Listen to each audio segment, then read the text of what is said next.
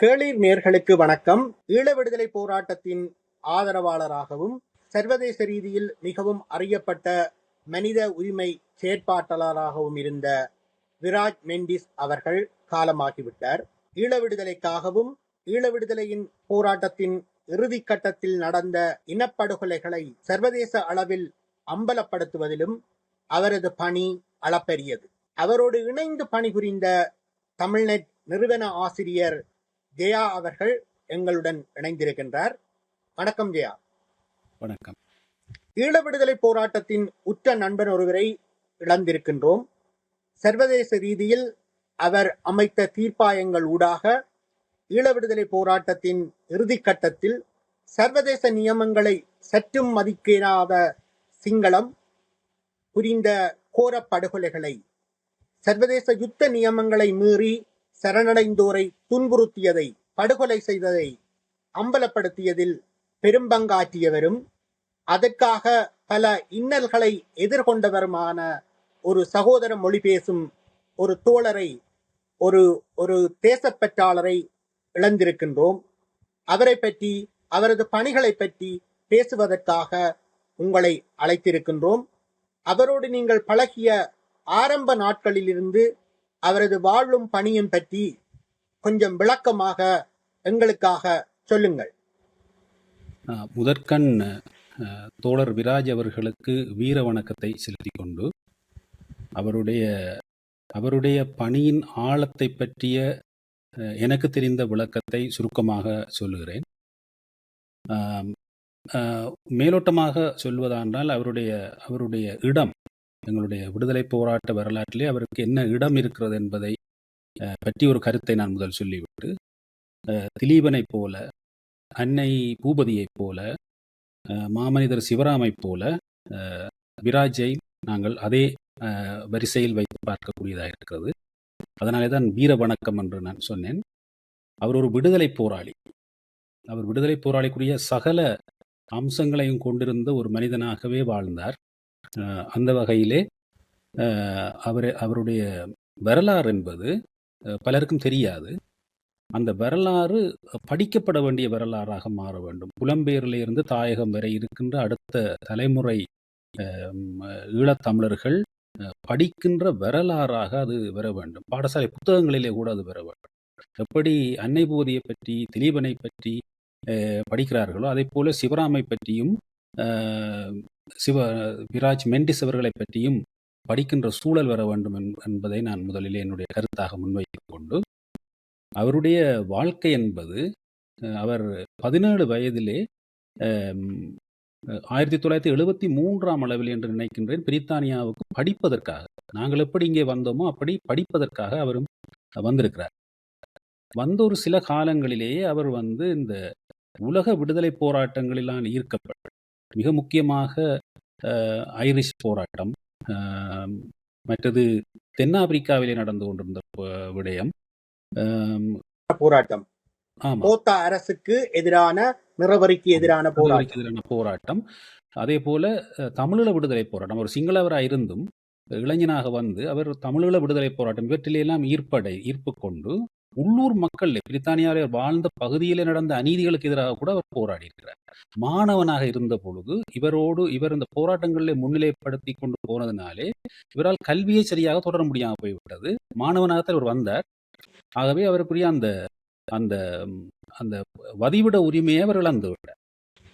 அதையும் கவனிக்காமல் ஒரு போராட்டத்தில் தீவிரமாக ஈடுபட்டதினாலே, போராட்டங்களிலே அவருக்கு அந்த நிலை உருவாகிய பொழுது தமிழீழ விடுதலை புலிகளும் சரி, தமிழர் விடுதலை கூட்டணியினுடைய தலைமை கூட அந்த நேரத்திலே இவர் இலங்கைக்கு வந்தால் இவருடைய உயிருக்கு ஆபத்து, ஏனென்றால் இவர் தமிழர்களுடைய விடுதலைக்காக குரல் கொடுத்து பிரித்தானியாவிலே தீவிரமாக செயற்பட்டிருக்கின்றார். யோசிச்சு பாருங்கள், 73ஆம் ஆண்டு 77 பெரிய ஒரு இனக்கலவரம், இன படுகொலையே நடக்கிறது. போகிறோம் என்றதை சொல்வார்கள். அது அந்த ஒரு பெரிய ஒரு இன அழிப்பு வேலை திட்டம் எல்லாம் நடக்கின்ற பொழுது அதை சரியாக உணர்ந்து கொண்டு அதற்காக குரல் கொடுத்து விடுதலைக்காக குரல் கொடுத்த ஒருவராக அவர் இருந்தார். அதனாலே அந்த சொலிடாரிட்டி என்று சொல்லப்படுகின்ற அந்த தளத்திலே அவர் தன்னை சிறு வயதிலேயே செதுக்கிவிட்டார். அந்த அடிப்படையில் அவர் இந்த ஆன்டி டிப்போர்டேஷன்களை பிரித்தானியாவில் இருந்த மிக மோசமான அகதி அந்தஸ்து கோரி வருபவர்களை நாட்டை விட்டு துரத்துகின்ற விடயங்களுக்கு எதிராக போராடி பல பேருடைய விடயங்களுக்காக இவர் 15 பேருக்கு மேல அனுப்ப விடாமல் காப்பாற்றியிருக்கிறார். அப்ப அந்த சூழல்ல இவருக்கே அதே நிலைமை வருகின்ற பொழுது பிரித்தானியாவிலே பலரும் இணைந்து இவருக்காக போராடினார்கள். இடதுசாரிகள் பலர் வந்து தீவிரமாக போராடினார்கள். அதிலே ஒரு மத தலைவர் கூட, ஒரு சர்ச், இப்ப விராஜ் வந்து ஒரு மத சார்பற்றவர், அவர் வந்து மத சார்பற்ற ஒரு மனிதர். இருந்தாலும் அவருக்காக இந்த மதத்திலே ஈடுபட்டவர்கள் கூட, ஒரு கிறிஸ்தவ தேவாலயத்தினுடைய பங்கு தந்தை கூட அதிலே தீவிரமாக ஈடுபட்டு, இந்த இன்று உலகம் பரவலாக அறியப்பட்டிருக்கிறது சர்ச் அசைலம் என்று சொல்லுவார்கள்.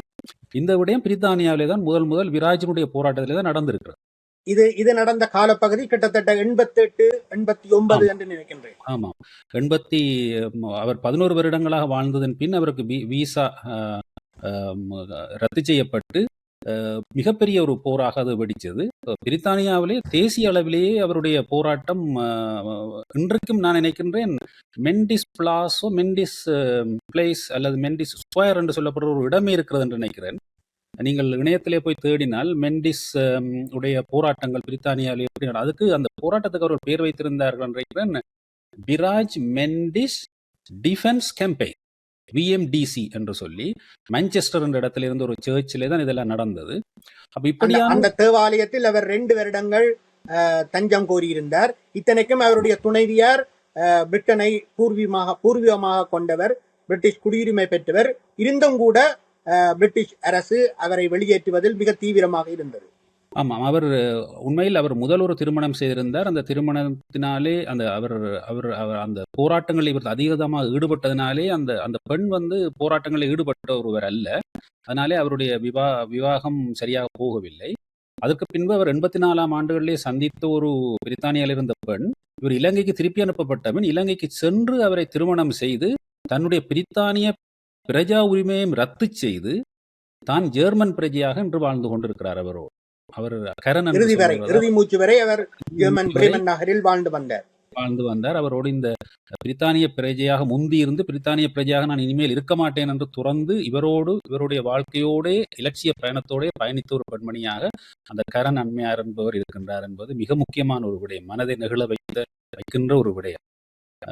இப்படி அவர் ஈழ விடுதலையை ஆதரித்தது மனிதாபிமானத்தின் பாட்பட்டா அல்லது அரசியல் விஞ்ஞானம் சுயநிர்ணய கோட்பாட்டின் அடிப்படையில் அதனை ஆதரித்தாரா? நிச்சயமாக சுயநிர்ணய உரிமை கோட்பாடு என்ற அடிப்படையிலே தான் அவருடைய கவனம் இருந்திருக்கிறது. மற்றது சிங்களவராக தன்னுடைய இனம், தன்னுடைய ஒரு அரசு செய்கின்ற அநீதிக்கு எதிராக தான் குரல் கொடுக்க வேண்டும். அப்படி குரல் கொடுக்காது விட்டால் அது அர்த்தமில்லை. தென்னாப்பிரிக்காக்காகவும் ஐரிஷ்காகவும் குரல் கொடுக்கின்ற ஒரு இளைஞனாக மட்டும் தன்னை மட்டுப்படுத்திய இப்படி பல இடதுசாரிகளை நாங்கள் பார்க்கிறோம். எங்களுடைய விஷயத்திலே கைவிட்டு விட்டு வேற விஷயங்களை கதைக்கின்ற இடதுசாரிகள் பல பேர் போலியாக இருக்கின்றார்கள். அப்படி இல்லாமல் ஒரு நியாயமான ஒரு பிரின்சிபிள்ட் ஆன ஒரு பொலிட்டிக்ஸை செய்தவர். உண்மையில் சொல்வதனால் ஒடுக்கும் சிங்கள இனத்தின் விடுதலைக்கு கூட தமிழீழம் பிரிந்து செல்வது முதற்படி என்பதனை அவர் உணர்ந்திருக்கின்றார் என்பதனை தெளிவுபடுத்துகின்றீர்களா? ஆமாம் ஆமாம், சரியாக நீங்கள் உணர்ந்து வைத்திருக்கிறீர்கள் அவரை. அந்த வகையிலே உங்களோடு பேசுவதில் எங்களுக்கு மகிழ்ச்சி. ஏனென்றால் அந்த ஒரு புரிந்தவர்களோடு இந்த விடயத்தை பகிர்ந்து கொள்வது, கதைப்பது இலகுவாக இருக்கும் என்று நிச்சயமாக நாங்கள் அவர்களை பற்றி பேச வேண்டும். ஏனென்றால் அப்போதுதான் தொடர்ந்தும் ஈழ விடுதலைக்கான குரல்கள் தொடர்ந்து ஒலிக்கும். அதற்காகவேனும் நாங்கள் பேச வேண்டித்தான் ஆகும். ஆமாம், தொடருங்கள். அப்படியாக இருந்த ஒரு விராஜ் வந்து அவரை பற்றி பல விடயங்கள் சொல்லலாம். அப்ப இப்படி போராட்டத்திலேயே அவருடைய வாழ்க்கை ஆரம்பித்து விட்டது. 17 வயதிலேயே வந்து பிரித்தானியாவுக்கு ஒரு எலக்ட்ரிக்கல் இன்ஜினியரிங் ஏதோ படிக்க வேண்டும் என்று வந்தவர் இந்த உலக சூழலை பார்த்து போராட்டங்களில் ஈடுபட்டு ஆன்டி டிபோர்டேஷன் வேலைகளில் ஈடுபட்டு இறுதியில் அவருக்கே ஆகவே போராட வேண்டிய ஒரு சூழல் வந்த பொழுது பிரித்தானிய அரசு என்ன செய்திருக்கிறார் என்றால் மிக கடுமையான ஒரு சட்டங்களை எல்லாம் கொண்டு வந்து நியோநாசிகள், இவருடைய சர்ச்சில் இவர் அசைலம் இருந்த பொழுது நியோநாசிகள் போய் தாக்குதல் செய்திருக்கிறார்கள், குண்டு வைத்திருக்கிறார்கள். மற்றது அவரை வந்து அந்த கன்சர்வேட்டிவ் அரசாங்கம் அவரை நாடு கடத்துகின்ற பொழுது மிக மோசமாக அவருடைய சர்ச்சுக்குள்ளே பாய்ந்து, சர்ச் என்பதற்கே இருக்கின்ற அந்த சர்ச் அசைலம் என்றதையே உடைத்து அவர்கள் அதுக்குள்ளே பாய்ந்து அவரை கைது செய்து கொண்டு போய் ஹைகோர்ட் ஆர்டரை வைத்துக்கொண்டு இலங்கைக்கு அவர்கள் டிபோர்ட் பண்ணின பொழுது இலங்கைக்கு சென்ற அவர் மிகுந்த உயிராபத்துக்குள்ளே அங்கே இருந்தவாறு என்ன செய்கிறார் என்றால், முதல் குறிப்பிட்ட காலம் வந்து தன்னுடைய கவனம் எல்லா உளவுத்துறைகளும் தன்னை பார்த்து கொண்டிருக்கும் என்றபடியால் கொஞ்சம் அங்கிங்குமாக ஒளிந்து இருந்து விட்டு ஒரு கட்டத்திலே இந்த சிங்கள விடுதலை போராட்ட இதுகளில் ஈடுபடக்கூடியவர்கள், சிங்கள இடத்திலே இடதுசாரிகளாக இருக்கக்கூடியவர்களோடு தமிழீழ விடுதலை போராட்டத்தில் இருப்பவர்களையும் இணைக்க வேண்டும் என்ற ஒரு சிந்தனையிலே தமிழீழ விடுதலை புலிகளையும் ஜேவிபியையும் ஏதோ ஒரு வகையிலே உரிமிக்கின்ற வேலை திட்டத்தை செய்யலாமா என்று அவர் சில தொடர்புகளை, அவர் ஜேவிபி ஆள் அல்ல, ஆனால் ஒரு சிங்கள இளைஞனாக போய் புரட்சிகர சக்திகளை இணைக்கின்ற வேலை திட்டம் ஒன்றை செய்வதற்கு முயற்சிக்கிறார். அதுக்கான சில பேச்சுவார்த்தைகளை நடத்துகிறார். இதை பற்றி நீண்ட விரிவாக இவ்வளவோ விடயங்கள் எங்களோடு பேசியிருந்தார். எனக்கே நினைவில்லாமல் போய்விட்டது. இதெல்லாம் வரலாற்று பதிவாக செய்ய வேண்டும் என்று சில பதிவுகள் எடுத்திருந்தோம். எவ்வளவு தூரம் என்று அதையெல்லாம் நாங்கள் தேடி எடுக்க வேண்டும். மீண்டும் அது வடிவாக எழுதப்பட வேண்டும் அவருடைய வரலாறு. அவர் வந்து இப்படியான ஒரு பரிசோதனை செய்த பொழுது அவர் கண்டுபிடிக்கின்றார், இந்த ஜேவிபி என்பது மிக தீவிரமான ஒரு தமிழ் தேசிய சுயநிர்ணய உரிமையை மறுதளிக்கின்ற ஒரு இனவாத சக்தியாகத்தான் இருக்கிறது. அதை மாற்ற முடியாமல் இருக்கிறது என்றதிலே அவர் தோல்வி அடைகின்றார். அந்த தோல்வியோடு அவர் மீண்டும் தன்னுடைய அங்கே இருக்கின்ற பொழுதுதான் இந்த கரண் என்கின்ற பெண்மணி அவரை சந்தித்து 84ஆம் ஆண்டிலேயே அவரை பிரித்தானியாவிலே போராட்டங்களில் சந்தித்த அந்த பெண் அவரை இலங்கையிலே போய் திருமணம் செய்து, இலங்கையில கூட அவர்கள் ஒன்றாக இருக்க முடியாத சூழல்.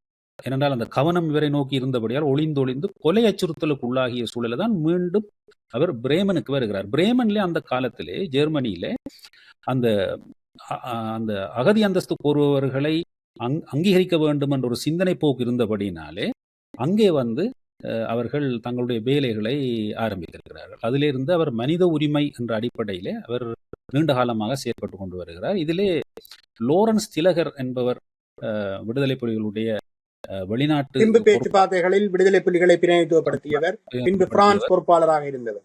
ஆமாம், பிரான்சில் அவர் விடுதலை புலிகளுடைய பிரதிநிதியாகவே தான் இருந்தார். அவர் பிரான்சிலே தான் இருந்தார்.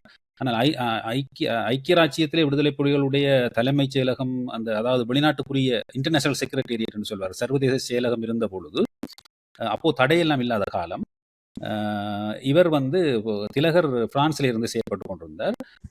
அந்த திலகரோடு இவருக்கு நல்ல உறவு ஏற்பட்டது விடுதலை போராட்டத்தின் காரணமாக.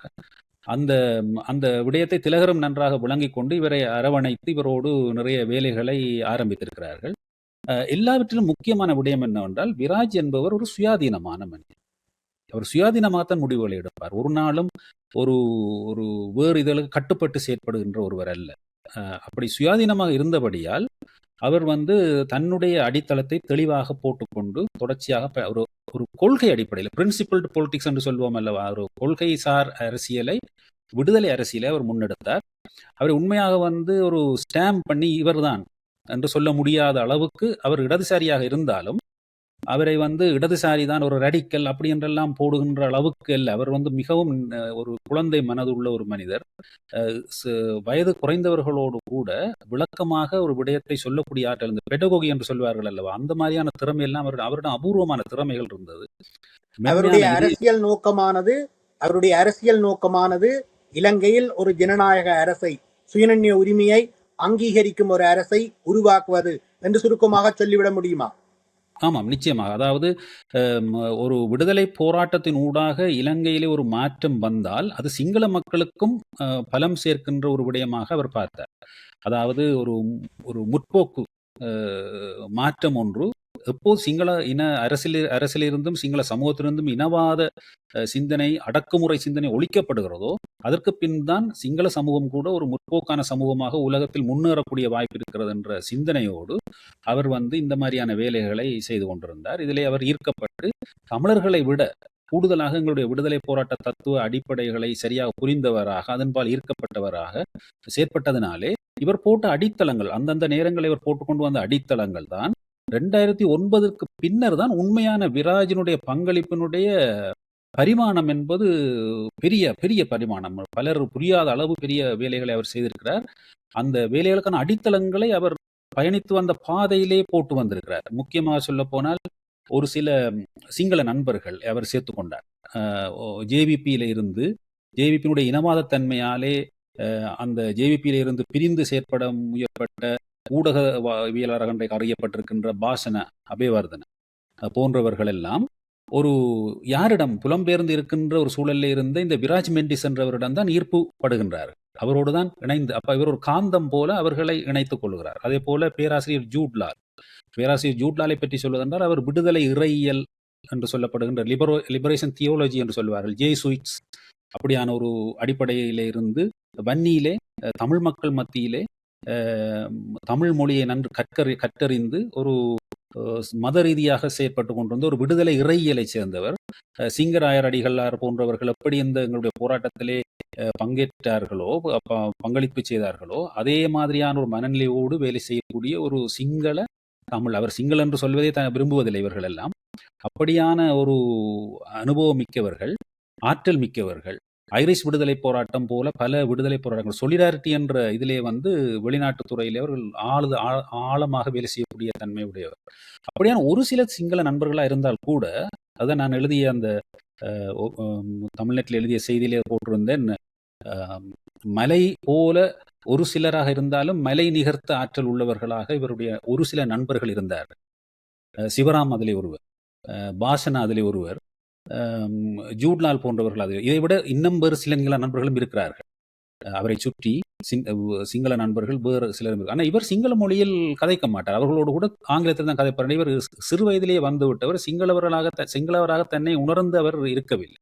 அவர் ஒரு சொலிடாரிட்டி என்ற தளத்திலே நின்று கொள்கை ரீதியாக கடமையாற்றி கொண்டிருந்தார் என்பது மிக முக்கியம். அவர் அந்த சிறையிலே இருந்து சிறைப்படுத்தப்பட்டு தாக்குதலுக்குள்ளாகி நியோநாசிகளால் கூட தாக்கப்பட்டு அதற்கு பிறகு பிரித்தானியா அவர் வந்திருக்கிறார். அதாவது ஜெர்மனிக்கு வந்ததுக்கு பின் அவர் தன்னுடைய அந்த சர்ச்சிலே தனக்கு அசைலம் தந்த பங்கு தந்தையை போய் சந்தித்திருக்கிறார். அப்படியான இதெல்லாம் நடந்திருக்கிறது. ஆனால் பிறகு அவர் இறந்த பொழுது, அந்த பங்கு தந்தை இறந்த பொழுது, பிரித்தானிய அரசு இவருக்கு விசா கொடுக்க மறுத்துவிட்டது, இவரை நாட்டுக்குள்ளே அனுமதிக்கவில்லை. அப்ப அதற்கு எதிராக எல்லாம் அவருடைய மனதிலே மிக தாக்கப்பட்டிருந்தார். நான் ஏற்கனவே சொன்னதை போல அவர் இளகிய மனது படைத்தவர், ஆனால் கொள்கையில் தெளிவாக இருந்தார். அந்த கொள்கையில் குறிப்பாக 2009 முள்ளிவாய்க்கால் இனப்படுகொலை சம்பவங்களுக்கு பின்னால் ஒடுக்கப்பட்ட தேசங்களின் குரலாக, குறிப்பாக தமிழீழ தேசத்தின் குரலாக அவர் தீர்ப்பாயங்களை நடத்தினார். அந்த தீர்ப்பாயங்கள் ஊடாக, குறிப்பாக டப்ளின் தீர்ப்பாயம் ஊடாக இந்த இனப்படுகொலை ஒன்று அங்கு அரங்கேறியது. இனப்படுகொலைக்கு அமெரிக்க ஏகாதிபத்தியமும் பிரிட்டிஷ் ஏகாதிபத்தியமும் துணை நின்றது என்பது போன்ற விடயங்களை அவர் ஆணித்தரமாக நிறுவினார் என்று நீங்கள் எழுதியிருக்கின்றீர்கள். அதனை பற்றி கொஞ்சம் சொல்ல முடியுமா?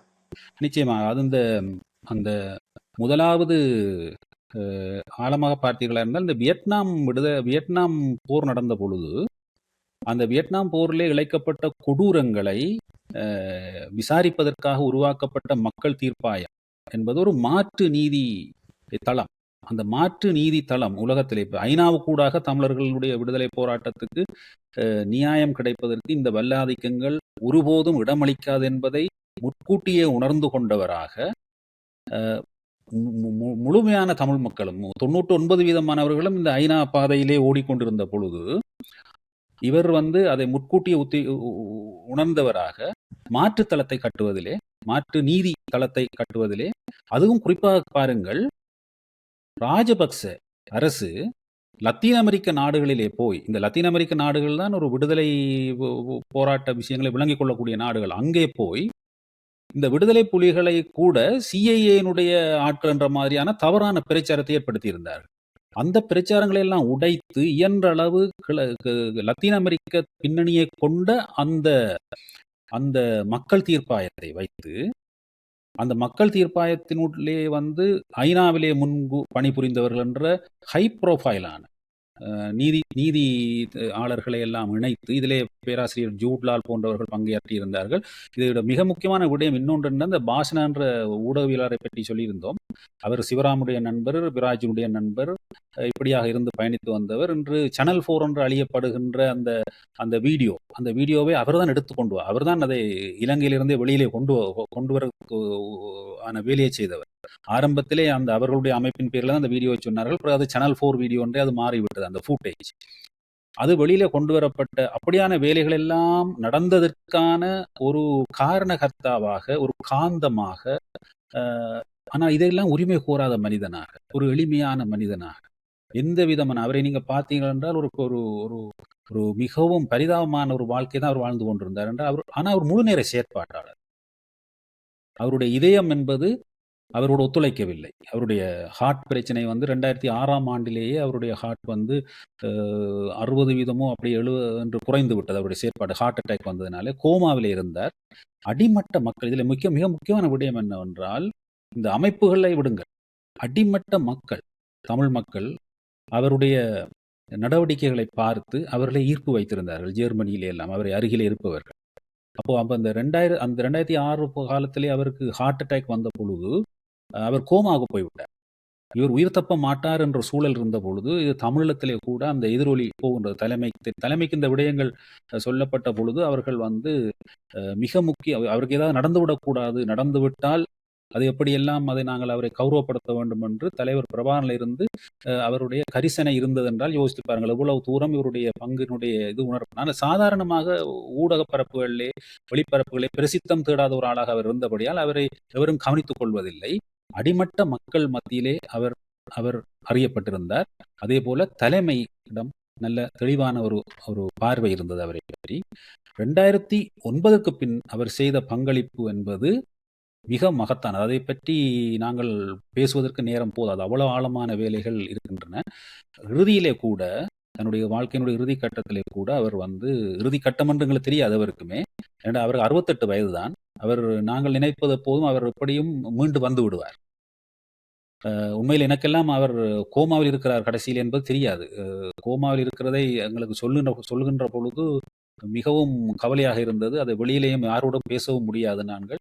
அப்படியான ஒரு சூழலில் இருந்து பார்த்து கொண்டிருந்த பொழுது அவருடைய இறப்பு செய்தி வருகின்ற பொழுது அது பேரிடியாக வந்து எங்களுக்கு அமைந்தது. அப்படியான ஆனால் அவர் வந்து கொண்டின்ஜென்சி பிளான், நான் இல்லாமல் போய்விட்டால் என்ன செய்ய வேண்டும் என்பது கூட கூட்டங்கள் நடத்தி சில திட்டங்களை வகுத்து தன்னுடைய கடைசி நேரத்திலே கூட அவர் சொல்லியிருக்கிறார், எனக்கு இன்னும் ஒரு சில நாட்கள் நான் இயங்கக்கூடியதாக இருந்தால் இன்னும் சில எடுத்த காரியங்களை முடித்து விட வேண்டும் என்ற அந்த சிந்தனையிலே தான் அவர் தன்னுடைய கடைசி வார்த்தைகளை கதைத்திருக்கிறார் என்றும் நாங்கள் அறிய முடிகிறது. ஒடுக்கப்பட்ட தமிழ் பேசும் மக்களின் சுயநிர்ணய உரிமை குரலாக, இனப்படுகொலையின் ஒரு சர்வதேச சாட்சியமாக வாழ்நாள் முழுவதும் இயங்கிய தோழர் விராஜ் மெண்டிஸ் அவர்களை அஞ்சலிக்கும் வீரவணக்கம் செலுத்தும் அதேவேளை அவருடைய கட்டளையான இந்த பூமியின் நல்ல புதல்வர்கள் பலர் மாவீரர்கள் மாண்டகம் மக்களாக மாறிவிட்டனர். எஞ்சியிருப்போர் அவர்களுடைய பணிகளை தொடர வேண்டும் என்பதுதான் அவர் எங்களுக்கு வழங்கிய கட்டளை என்று எடுத்துக்கொள்ள வேண்டும். அந்த வகையில் தொடர்ந்து இறைமை பற்றியும் சுயநிர்ணயம் பற்றியும் பேசி எழுதி வரும் நீங்கள் இப்போது நடக்கின்ற, அதாவது 2009ற்கு பிறகு விடுதலை புலிகளின் குரல் சுயநிர்ணய உரிமை குறித்தோ அல்லது விடுதலை குறித்தோ ஒலிக்காது போன அந்த நாளிலிருந்து என்ன நடக்கின்றது, சுயநிர்ணய உரிமை கோட்பாடு எவ்வாறெல்லாம் சிதைக்கப்படுகின்றது என்பது பற்றி கொஞ்சம் சொல்லுங்களேன். சுயநிர்ணய உரிமை கோட்பாடு என்பது தேர்தல் அரசியலால் முழுமையாக சிதைக்கப்பட்டு விட்டது என்பதுதான் எங்களுடைய நிலைப்பாடு. இந்த கூட்டாட்சி கதைப்பவர்கள் தொடக்கம் 13 பற்றி கதைப்பவர்கள் வரை இதைத்தான் செய்து கொண்டிருக்கிறார்கள். கூட்டாட்சி இந்த தேர்தல் அரசியலுக்கு அப்பாற்பட்ட மக்கள் இயக்கம் ஒன்று கட்டப்படவில்லை ஒழுங்கான முறையிலே. தாயகத்திலே அடக்குமுறைப்பட்ட சூழலாக இருந்தாலும் அதற்கு கூட விராஜ் அவர்கள் வேலை செய்து கொண்டிருந்தார். மிகவும் சிரமமான வேலை திட்டங்கள். அந்த வேலை திட்டங்களை நகர்த்துவது என்பது இந்த விடுதலை புலிகளுக்கு எதிராக போடப்பட்ட தடைக்கு எதிராக குரல் கொடுக்க வேண்டும். இதில் மிக முக்கியமாக கவனிக்க வேண்டிய விடயம் என்னவென்றால், புலம்பெயர் தமிழர்கள் அடிமட்டத்தில் இருந்தவர்கள் அவரை புரிந்து வைத்திருந்தார்கள். ஆனால் அமைப்புகள் அவரை உதாசீனப்படுத்தின, அவரோடு ஒத்துழைக்கவில்லை. நிதி வலுவிருந்தவர்கள் நிதியை இவருடைய வேலை திட்டங்களுக்கு நிதி போகாது அப்படி தடுக்கலாம் என்றுதான் வேலை செய்தார்கள். அப்படியான இதற்கான காரணம் வந்து இந்த லிபரல் ஹேஜமனி என்று சொல்லப்படுகின்ற இந்த மேற்குலகத்தினுடைய வெளியுறவு கொள்கையினுடைய கட்டுக்குள்ளே தான் இந்த புலம்பெயர் அமைப்புகளுடைய சிந்தனைகள் எல்லாம் முடக்கப்பட்டிருக்கின்றன.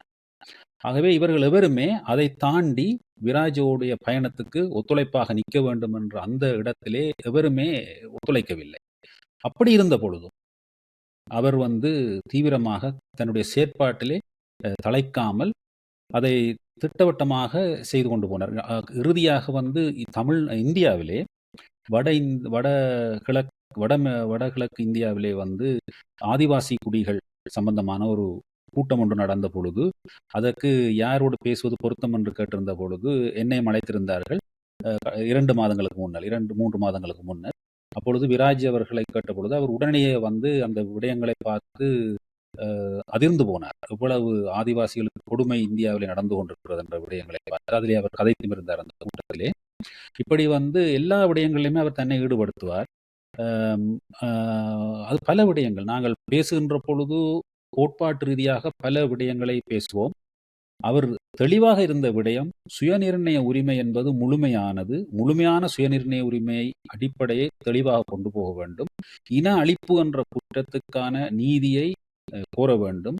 ஏகாதிபத்தியங்களிடம் மண்டியிட்டு இந்த விடயம் மிக முக்கியமானது.